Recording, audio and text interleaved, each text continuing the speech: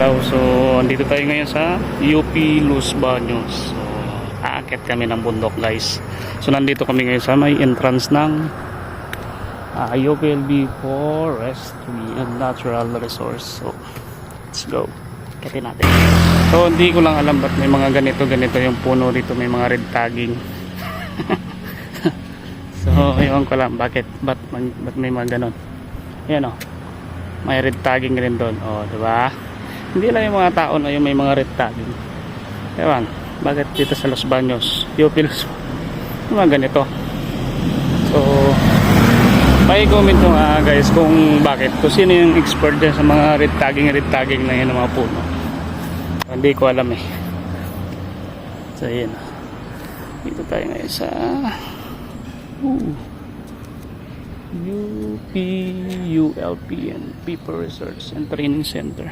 So napakalawak guys ng ano no.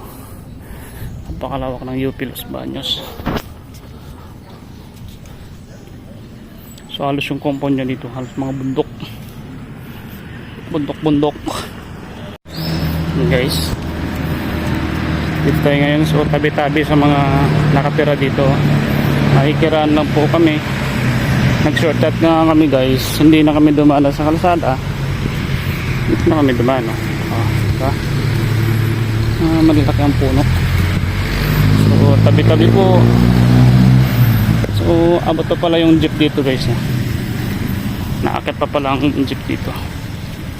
So pinakataas na to ng ano, UP Los Baños.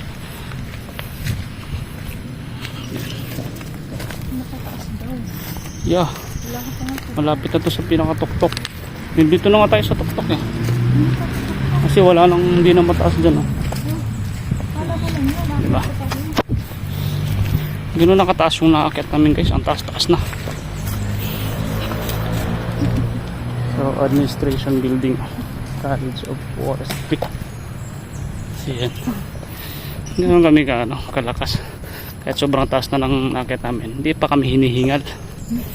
Kasi kung talagang hinihingal kami, maalata nyo na sa ilong namin. Malalaki na yung butas ng ilong.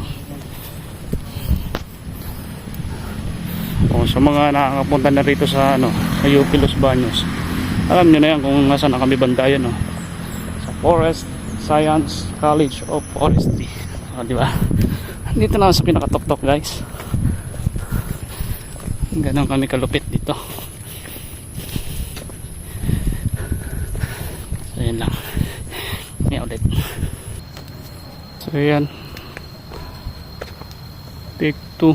So nasa 8.4 kilometer pa ang aakyatin mo para madating mo yung peak 2. Yung mode spring 4.3 kilometer. And yun flat rocks 948 meters. So yan ang unahin natin, yung flat rocks. So let's go. Akitin na natin. So hahanapin natin si Makiling dito guys.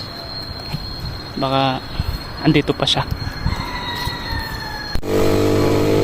Yan, dito na tayo guys sa may flat rocks trail. So yan, 1.5 kilometer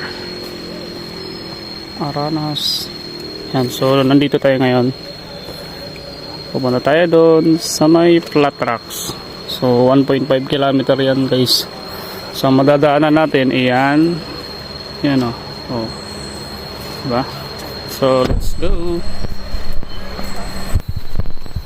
So ano to, exercise to mga kahilaw. So para iwas high blood tayo mga kahilaw, pagka mahilig ka sa mga cholesterol na mga pagkain,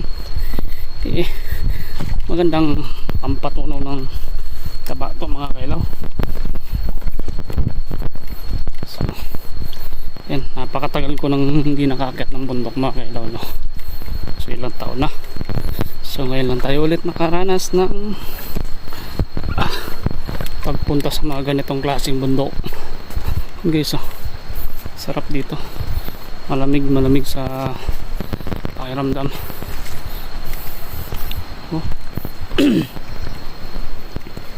Dami sigurong bayawak dito mga kailaw.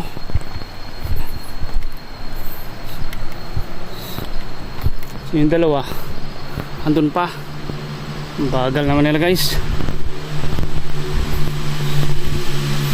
Uy, may red tagging na naman dito. So yun, papunta tayong flat tracks. So shoutout sa mga nakapunta na dito sa UP Los Baños.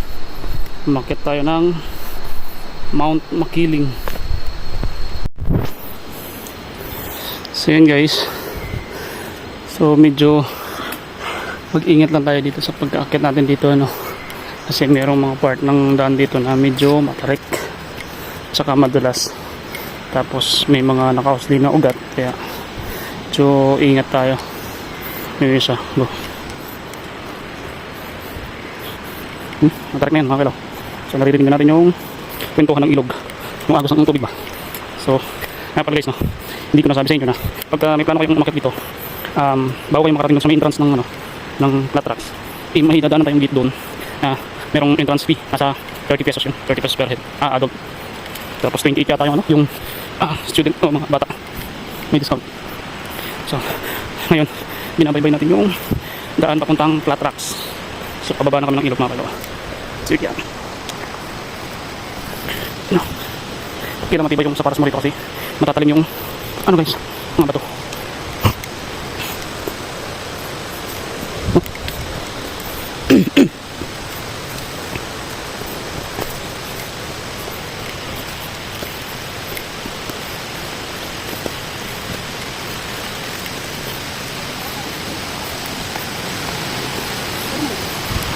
Oh, may rock formation.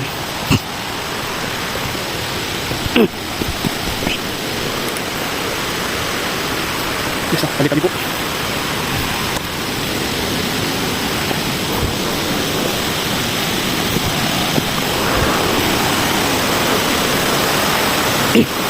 Ano yung flat tracks? Baka ito yung sinasabi ng flat tracks. Yan o. So yan, flat tracks is a rock formation that attests to the history of Mount Makiling as a volcano. Oh, okay. It shows natural formation of weathered stone piled on top of the other with deep pipe trees and plants growing on top of the stone where water cascades. Okay, so yan lang. So ito yung guys, oh, flat tracks. So delikado siya guys, para siyang nakapatong. Delikadong bumulusok pababa. So alas na tayo dyan. Baba na tayo guys. Huh? Whoop.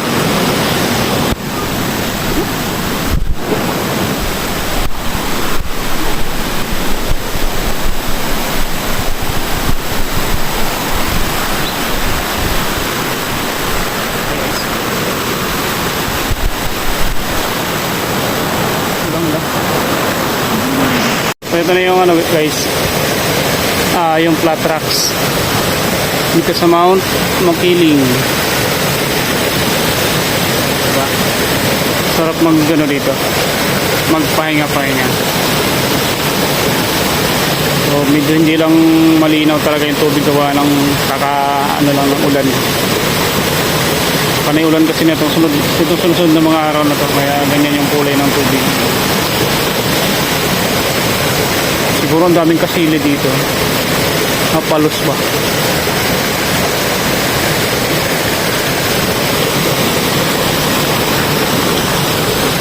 Guys, pahinga muna kami ngayon. So yun guys, hindi na natin mapupuntahan yung ibang station. So hindi na tayo makapunta na sa pinaka tok-tok kasi yan, medyo parang babagsak yung malakas na ulan. So ngayon, pauwi na tayo, babalik na tayo kasi may isa pa tayong dadaanan doon. Baka biglang lumakas yung ulan, lumakas yung tubig sa ilog, baka hindi na kami makabalik. So mas mabuti na uuwi na lang kami, next time na lang. So hanggang sa flat tracks lang tayo mga kailaw. Yan, dahil baging-baging dito. Gano ano, tatarsan ba? Yan lang. So